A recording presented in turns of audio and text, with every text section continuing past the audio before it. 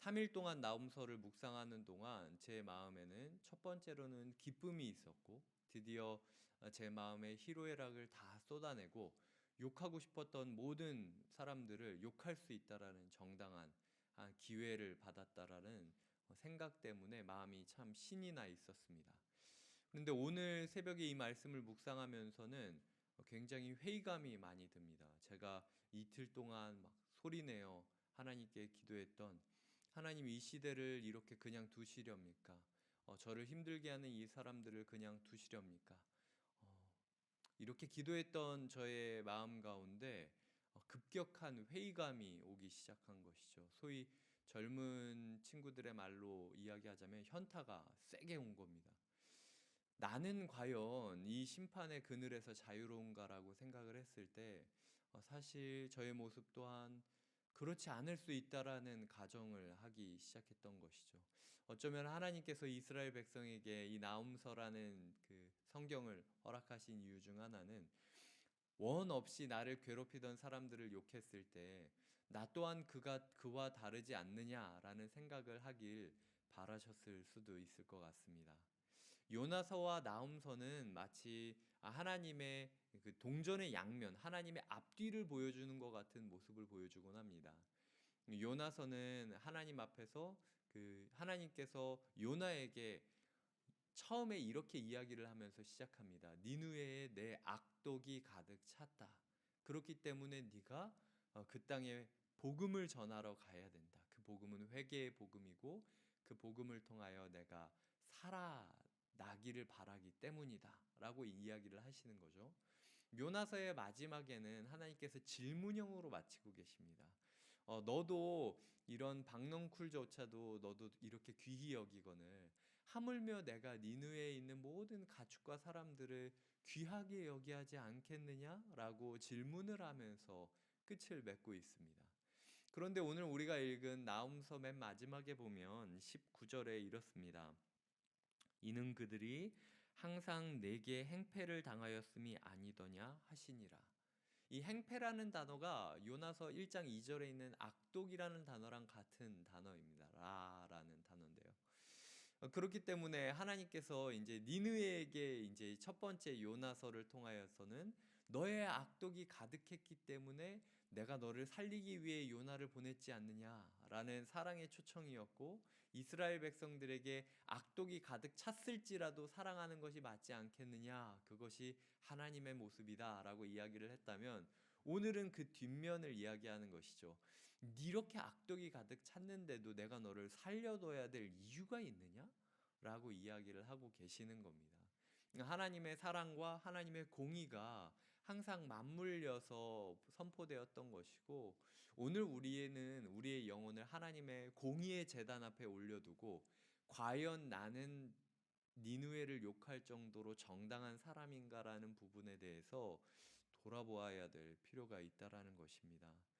이곳에 기도하러 오신 분들이라면, 또한 오늘 하루 기도로 하루를 시작해 보겠다라고 생각하는 분들이라면 저는 압니다. 다 착한 분들이죠. 다 선한 분들입니다.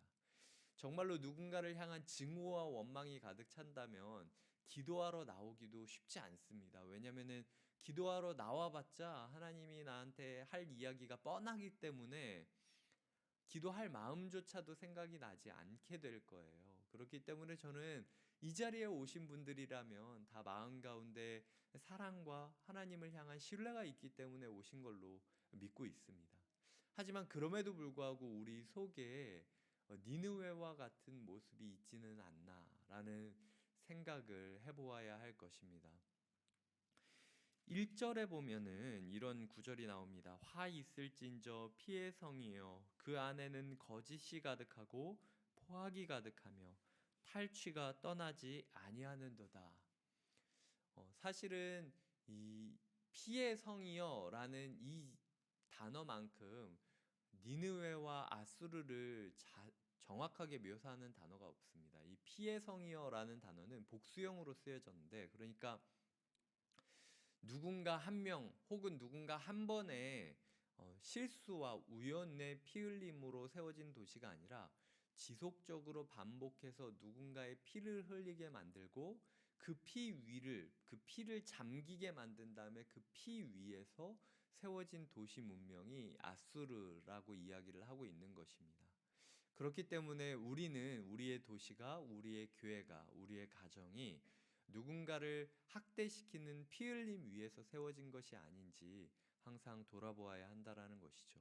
이 피를 흘린다라는 단어를 1절에서 세 가지 단어로 표현하고 있는데, 첫 번째 단어는 거짓, 두 번째 단어는 포악, 세 번째 단어는 탈취라는 뜻입니다. 이미 2장에서 아수르를 사자에 묘사하는 것을 우리는 보았습니다. 이 거짓, 마치 짐승이, 육식동물이 사냥을 하기 전 가만히 웅크리고 앉아서 아무것도 아닌 것처럼, 아무것도 안 할 것처럼 주변을 경계하고 있다가 어느 순간 사냥의 때가 되었을 때 전력 질주를 해가지고 어, 길거리에서 낚아채듯이 그 자신이 사냥해야 될 동물을 낚아채고, 그리고 그 안에 있는 내장을 다 헤집어내가지고 가장 그 귀한 내장을 다 파먹은 다음에 고기들은 그냥 내버려 두고 유유히 걸어가는 사자의 모습. 그 사자의 모습에서 도시 문명의 모습을 보았던 것이고, 그리고 우리 또한 이 사자의 모습에서 우리의 모습이 아닌지를 생각해 보아야 한다라는 것이죠. 제가 왜 현타가 세게 왔는지, 제가 왜 회의감 가운데 묵상을 하게 되었는지를 먼저 저의 묵상을 좀 이야기를 드리겠습니다. 교회를 새롭게 시작하다 보니까 제 마음 가운데 두 가지의 마음이 존재하는 것을 깨달았습니다. 하나는 바른 교회가 되어야 한다라는 생각이고, 또 한 가지의 단어는 어쨌든 저와 함께하는 성도님들이나 교육자들이 평안했으면 좋겠다, 부담 갖지 않았으면 좋겠다라는 생각이 있다라는 겁니다. 소위 이상과 현실의 문제가 제 마음 가운데 공존하고 있다라는 것이죠. 하루에도 수십 번씩 제 마음 가운데 울컥울컥하는 생각들이 있습니다. 이 중요한 명분도, 굉장히 건강한 명분도 좋지만 꼭 그렇게까지 하지 않아도 되지 않겠니라는 그런 마음인 거죠. 그러니까 소위 말해서 처음에 드라이브를 조금 걸어서 그것이 누군가가 힘들고 버겁고 어려운 점이라 할지라도 일단은 시작하는 교회의 엔진을 세게, 가속 페달을 세게 밟아서 일단은 그 안에서 어느 정도의 규모가 갖춰지고 어느 정도의 재산이 갖춰지고 어느 정도의 봉사팀들이나 인력 구조가 결정이 되면은 그 다음부터는 어차피 사람들이 중형교회, 대형교회의 그늘 밑에서 조금 쉬어갈 수 있기 때문에 처음에 그렇게 조금 굴리는 게 낫지 않나라는 생각들이 하루에도 수십 번씩 제 마음 가운데 있는 겁니다. 이게 뭐 먼 예가 아니에요. 뭐 예를 들어 보면은 이 새벽 기도에 반주를 해야 되느냐 안 했느냐에 대한 부분도 매일마다 제가 고민하는 부분 중에 하나입니다. 소위 말해서 지금도 제가 연락해서 도와달라고 하면은 저희 성도님들 중에서 누가 피아노 칠 줄 아는지 제가 다 알기 때문에 담임 목사가 전화해서 당신 없으면 안 된다, 도와달라고 이야기를 했을 때 저는 도와주지 않을 거라고 생각하지 않습니다. 분명히 도와주시겠죠. 하지만 그렇게 하는 방식이 과연 맞냐라는 생각이 제 마음 가운데 사실은 들고 있는 거예요. 지금 끝나고 나면은 제가 뒤로 가서 조명을 끄고 음악을 올리고 이 텀이 되게 깁니다. 그래서 통성 기도를 하고 저희가 이거 CD 올려주는 거 정도 누군가한테 부탁하는 거 어렵지 않습니다. 어제도 저희 교육자 중에 한 명이 자기가 새벽에 나와서 그것을 올려주는 것만이라도, 조명을 끄는 것만이라도 하고 싶다라고 이야기를 하기도 했어요. 근데 제가 그분한테 이야기했던 부분이, 혹시라도 그분이 그거를 맡았다가 그분이 피곤하거나 마음이 어려운 날이 있어서, 아니면 너무 힘든 날이 있어서 새벽에 못 나오게 되면 그게 티가 나지 않습니까? 그러면은 저는 그분이 미안해할 것 같은 거예요. 그래서 정기적으로 그것을 위한 누군가가 매일 확보가 될 정도로 여유 있는 상황이 된다면 모를까, 그 한 사람한테 그 모든 책임을 짊어지고 교회가 그렇게 굴러가는 게 맞는가라는 고민이 있는 거죠. 지금 교역자들이 토요일 날 코맥스에 하루에 3시간 넘게 가가지고 그 어린이 부서, 유치부, 청소년부, 그리고 장년 예배 드릴 세팅들을 하고 있습니다. 토요일 날 3-4시간 하고 주일 날 다 예배드리고 그냥 들어가셨겠지만 사실은 교육자들이 철수한 게 6시 정도에 철수했어요. 그때까지는 다 스피커 치우고 앰프 치우고 현수 막 걷고 그리고 그렇게 마무리하고 간 것이거든요.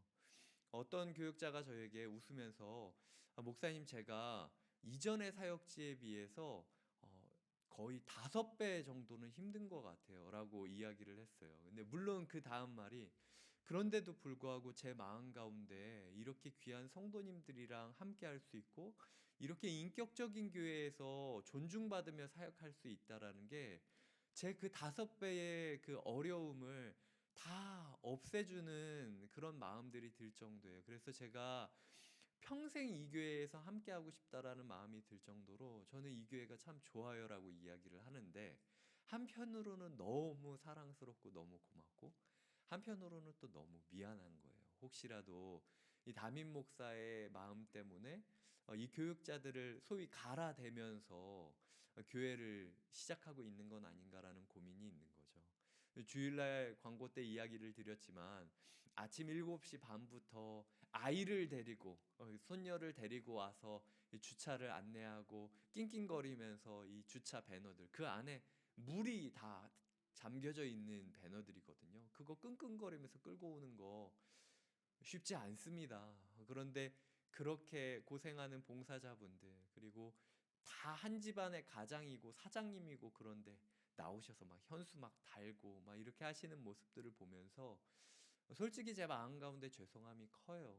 하지만 그런 제 마음 가운데서도 한편으로는 조금 더 저희가 드라이브를 걸면 뭔가 되지 않을까라는 고민이 제 마음 가운데 있는 거죠. 이 새벽도 그렇습니다. 사실은 새벽을 시작하면서 시작부터 특세를 시작하면서 최대한 많은 사람들이 여기서 모여서 공동체를 형성하고 서로 간식을 먹고 나누고 왁자지껄하고 그래야 교회의 공동체성이 형성되는 게 아닌가라는 고민을 사실은 저는 오늘 새벽 5시 50, 4시 50분 정도까지도 했어요. 근데 매일 그런 생각을 하면서도 사실 그게 쉽지가 않은 게 시작되는 교회를 앞두고 1년 반 넘게 성도님들이 얼마나 달려왔는지를 제가 아니까 그것을 보면서도 또 가속 페달을 밟기가 주저주저 하게 되는 거예요. 그래서 차라리 그냥 천천히 갈지언정 이렇게 누군가를 희생시키고 고생시키면서 시작하고 싶지 않다라는 마음이 또 제 마음 가운데 드는 거죠. 이렇게 제 마음 가운데 들었던 그 이유가 바로 오늘 1절에서 이야기했던 거짓과 포악과 탈취라는 단어이기 때문입니다. 이 거짓이라는 단어는 무언가를 포장한다라는 단어인 거예요. 그러니까 겉으로는 굉장히 고귀한 명분을 내세우지만 사실은 결국은 내가 먹고 내가 살아야 된다라는 나 중심적인 생각, 나만 살면 된다. 다른 사람들은 죽어도 상관없다. 소위 말해서 큰 교회를 이뤄서 담임 목사가 주는 사례비 따박따박 받으면서 그냥 걱정 없이 살 수 있다면 초기에 성도님들이 갈아져서 막 나가 떨어지든 뭐 시험에 들든 그건 성도님들이 알아서 해야 될 일이고 아니면은 교육자들이 갈아 떨어져 가지고 괴로워하고 사역을 이어갈지 말아야 될지 고민하는 거는 뭐 그거는 그 사람들이 거쳐야 될 인생인 거고 나도 그렇게 거쳤으니까 일단은 내가 살아야 되지 않을까라는 생각을 감추면서 제가 그런 고귀한 명분을 내세우면서 막 특세를 하자 시작하는 교회니까 봉사자들이 필요하다. 이제 교육자들에게도 개척교회니까 너희들이 조금 더 수고해 줘야 된다. 더 힘내자. 이렇게 이야기를 하는 게 저는 거짓이 아닐까 생각이 드는 거예요. 그리고 제 마음 가운데 100% 진실, 100% 거짓이 있습니다. 이 이야기를 할 때 성도님들을 더 사랑하고 싶고 도와주고 싶고 여기까지 나온 성도님들에게 더 귀한 것을 드리고 싶다라는 마음도 있지만 솔직히 제가 편해지고 싶고 안정된 곳에서 걱정 없이 이 정도면은 궤도에 올라왔으니까 이제는 조금 편하게 사역하자라는 마음이 들고 싶다라는 마음도 있는 게 사실이에요. 이제 그런 거짓을 하루하루 제가 검증하면서 사실은 한마디 한마디 사역의 한 걸음 한 걸음을 내딛고 있는 게 솔직한 지금 상황입니다. 포악이라는 것, 내가 약탈을 하듯이 지금 시작하는 교회이기 때문에 수고와 헌신이 많이 필요한 건 사실이에요. 근데 마치 그 사냥당하기 딱 좋은 것은 초식 동물일 때 그렇잖아요. 그러니까 이제 교회 안에서 봉사하는 분들을 보면은 꼭 마음 여리고 착한 분만 봉사해요. 그리고 하나만 봉사하는 게 아니고 두 개, 세 개 봉사를 그분들은 하세요. 그런데 제가 봤을 때는 그분들한테 너무 죄송한 마음이 들 정도이거든요. 하지만 그분들을 봤을 때 제가 정말로 이분들에게 이 봉사가 영적인 성숙과 성장을 위해서 꼭 필요한 거기 때문에 권유하고 있는지, 아니면 마치 길거리에서 초식동물을 낚아채듯이 일단은 내 먹고 살 길이 궁하니까 교회의 시스템이 굴러가야 되니까 만만한 사람들을 찾아다니고 있는 게 아닌지 제가 고민하게 되는 거죠.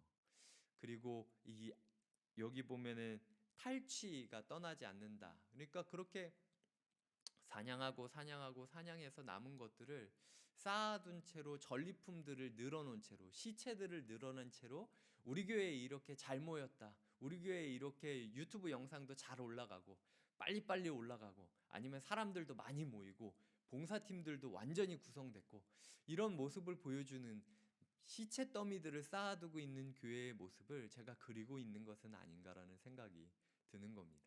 이거는 제 예지만 가정에도 똑같아요. 아내에게, 남편에게 아니 먹고 살 길이 궁한데 당신이 이러고 있으면 어떻게 하냐, 조금 더 굴러라, 조금 더 희생해라, 남의 집도 다 그렇게 산다, 그렇게 나약하게 살지 말라라고 이야기를 하면서 배우자에게 어떤 부분을 기대하고 어떤 부분들을 채찍질하고 있지는 않나. 우리가 우리 아이들에게 너 똑바로 살아야 된다. 너 정신 차려야 돼. 너 이 정도는 해야 돼. 남의 집도 다 그래. 너를 위한 거야. 라고 이야기를 하지만 솔직히 내가 좋은 부모라는 타이틀을 얻고 싶어서, 아니면은 내가 좋은 자녀들을 키워서 거기에 기대면서 살고 싶다라는 생각 때문에 이 아이들을 그렇게 채찍질하고 있는 것은 아닌지, 내가 직장 생활을 하면서 내 밑에 있는 누군가에게 어, 원래 사회생활은 이런 거야, 비정한 거야, 그렇기 때문에 정신 차려야 돼, 물어뜯어, 다른 사람들의 사정은 신경 쓰지 말고 그냥 일단은 네가 사냥하듯이 물어뜯어 가지고 결과물을 내란 말이야 라고 이야기를 하는 그 모습이 정말로 이 사람이 직장 생활을 잘 배우고 잘 살기를 원하는 것인지, 아니면은 그저 내가 밑에 사람이 잘못한 것 때문에 피해보고 싶지 않다라는 생각이나 내가 귀찮고 싶지 않다라는 생각 때문은 아닌지를 오늘 우리가 돌아보아야 된다라는 겁니다. 이 아수르를 성경은 음녀라고 지금 표현을 하고 있습니다. 음녀라는 것은 소위 길거리에서 이 사람에게 현혹시켜서 잠자리를 갖고 돈을 갖고, 또 저 사람에게 그 웃음을 팔고 잠자리를 가지고 돈을 팔고 하는 것들을 나타내고 있지 않습니까? 그러니까 우리의 인생 가운데 진정한 사랑이나 진정한 진심은 없이 단지 그냥 먹고 살기 위해서 나의 희로애락을 조종해 가면서 이 비정한 시대를 살아가고 있는 것은 아닌가 생각을 해봐야 된다라는 거죠. 물론 이것은 이상주의자의 이야기일 뿐입니다. 지금 이집트를 점령했던 아수르, 또 아수르를 점령하게 될 바벨론에 대해서 나훔서가 이야기하듯이 우리의 삶에도 수없는 메뚜기 떼들이 우리를 향해서 달려들어대면서 어떻게든 우리의 것을 갉아먹으려고 하는 게 사실 이 사회생활이에요. 그리고 이 도시 생활입니다.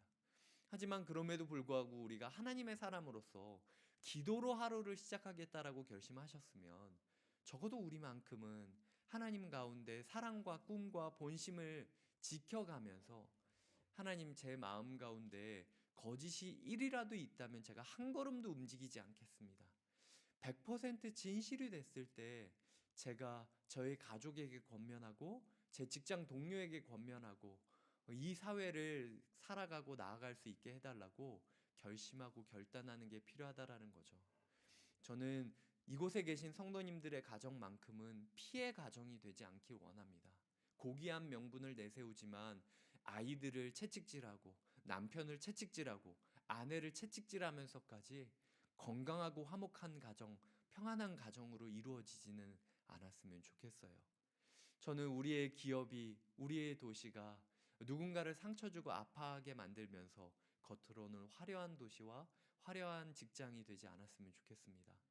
직장 가운데 누군가를 왕따하거나 조롱하거나 비웃고 그러면서 사회생활을 하지 않았으면 좋겠어요. 그리고 마지막으로 우리 교회가 더디 갈지언정 바르게 갔으면 좋겠습니다. 한 사람도 상처 주거나 부담 주면서 걸어가는 교회가 아니라 모든 봉사자들이 기쁨으로 살아갈 수 있고 봉사하는 교회.